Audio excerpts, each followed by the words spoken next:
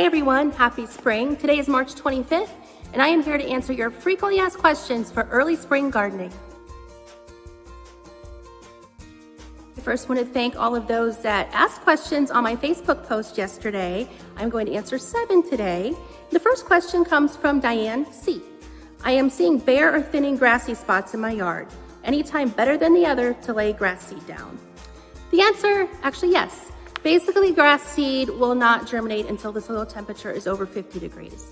So at this point, I would just wait. You could put it down now and it will lay dormant, but I would just wait until it warms up just a little bit more. Our next question is from Carrie B.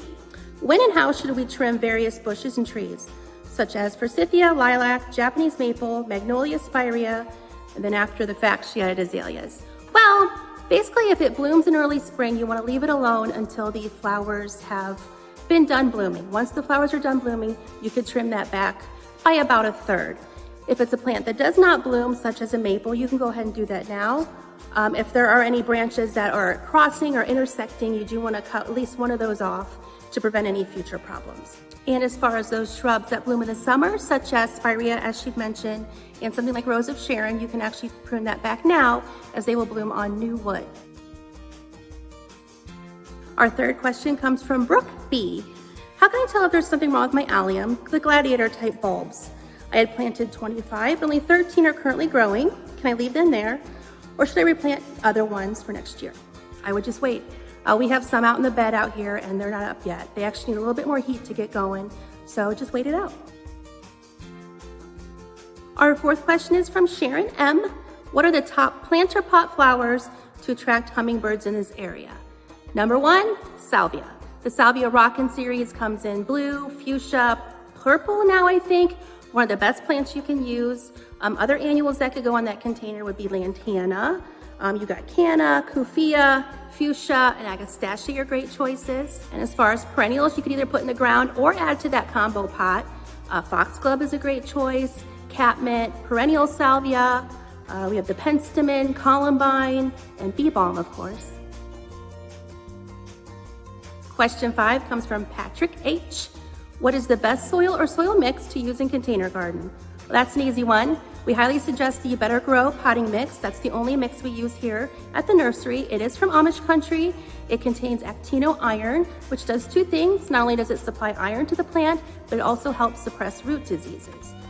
That's great for containers. Now, if you have a raised bed, we have a brand new mix from Espoma. It's called Raised Bed Mix.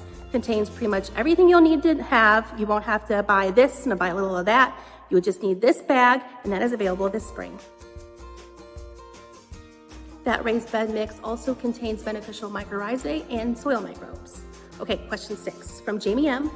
When can you plant blueberry bushes and what variety is best for our area? The answer to that is pretty much anytime now until fall. They do very well. They are like a rhododendron and azalea, so please follow those planting instructions. They need a good amount of peat moss and very well drained soil. As far as varieties, we have a lot of varieties, and I will link the chart below of all the different varieties and when they bloom, when they fruit, how big they get, their fall color. But the most common are pretty much Blue Crop, Blue Jay, Patriot, Duke. Those are great choices. But one thing to remember with blueberries, always plant 2 different varieties. The cross-pollination will help get better fruit yield. Question number 7 is from Cindy W. She asks, when is a good time to remove leaves around plants for spring cleanup? As far as aesthetics are concerned, it is safe to do that now. One thing people forget is that beneficial insects in adult, pupa, or larvae form are in those leaves. So if you leave those, you may have a better beneficial insect population in your garden. So it's best to wait until the temperatures are around steady in the 50s to remove those leaves. That'll be it for this week. I want to thank everyone who sent their questions in. I would be very happy to continue this frequently asked question video series. All you have to do is send me questions. You can email to info@daytonnursery.com.